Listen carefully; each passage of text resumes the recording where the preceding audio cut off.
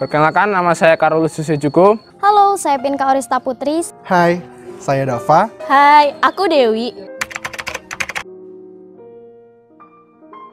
Pengalaman yang menyenangkan di kepengurusan OSIS yaitu aku punya banyak kawan, aku punya banyak pengalaman, dan yang pasti aku dan kawan-kawan bisa mengeluarkan ide atau gagasan yang bertujuannya itu untuk memajukan sekolah, yaitu SMA Negeri 1 Sumberjo. Sebenarnya banyak hal-hal yang menyenangkan, saking banyaknya tuh sampai nggak bisa diungkapin gitu. Dan apalagi transisi dari offline ke online tuh emang bener-bener menguras pikiran gimana caranya kegiatan itu bisa terlaksana.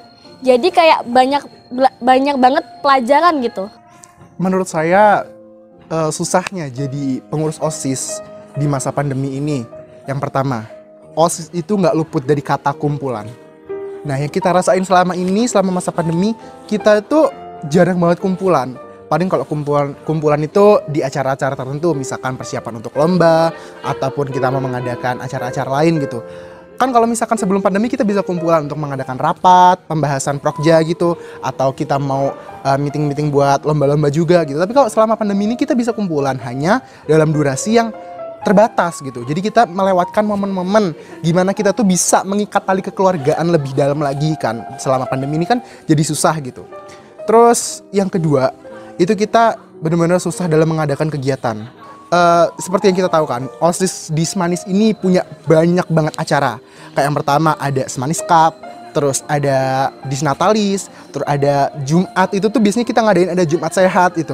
Nah, jadi selama pandemi ini, terutama adik-adik kelas yang baru masuk dari era 2020, mereka belum bisa ngerasain gimana sih euforianya Semanis Cup, gimana sih serunya Disnatalis, gimana sih serunya acara-acara seperti Jumat Bersih, Jumat Sehat, Jumat Susu, dan lain sebagainya itu. Mungkin kalau kita kelas 12, kita udah ngerasain itu.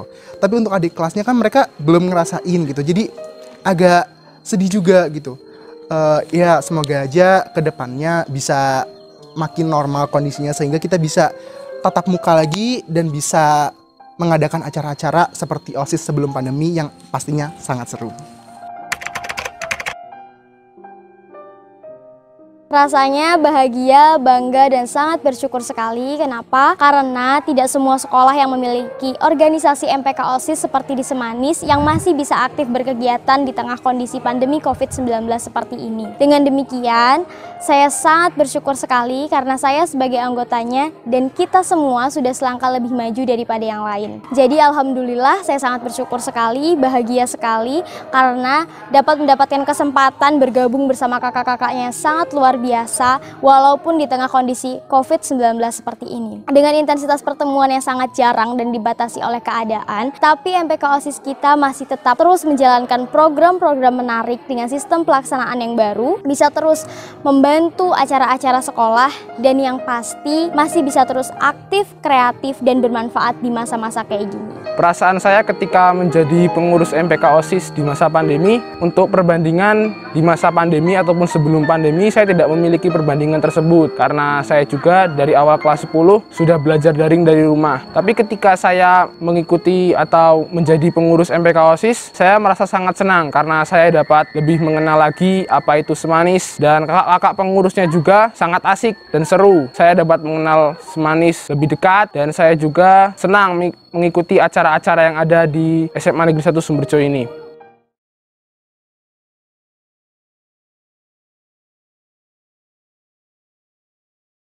Pemirsa, juru bicara Kementerian Kesehatan Siti Nadia Tarmizi menyatakan secara nasional Indonesia berada pada tingkat asesmen situasi level 2. Pemerintah terus mendorong pembelajaran tatap muka terbatas. Vaksinasi siswa dan guru kini tidak lagi menjadi syarat utama sekolah tatap muka.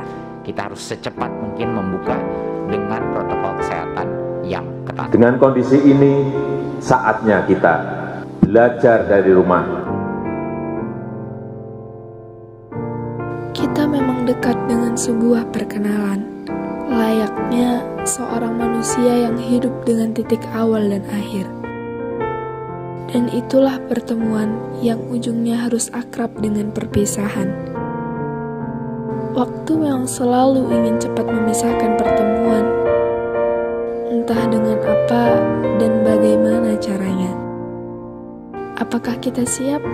Kita tak pernah tahu. Semua adalah asing pada awal-awal pertemuan, hingga ucap nama dari masing-masing terlontarkan. Perkenalan itu membuahkan satu kepengurusan lagi. Mestinya sampai sekarang masih tak ada yang mengganggu. Namun pada kenyataannya, kita benar-benar merasakan perpisahan yang dari dulu atau bahkan setahun yang lalu. Akhirnya, kebenaran perpisahan itu memang benar adanya. Tegur sapa kita memang harus berubah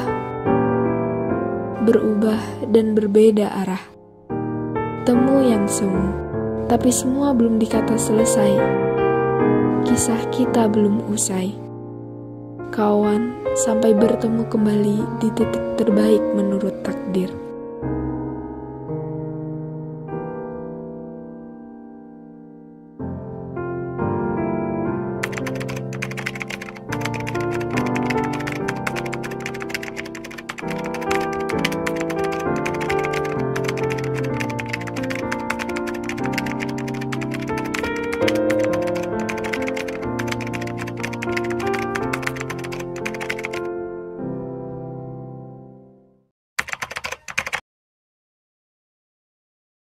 Terbaik. Dewak. Impresif. Perfect.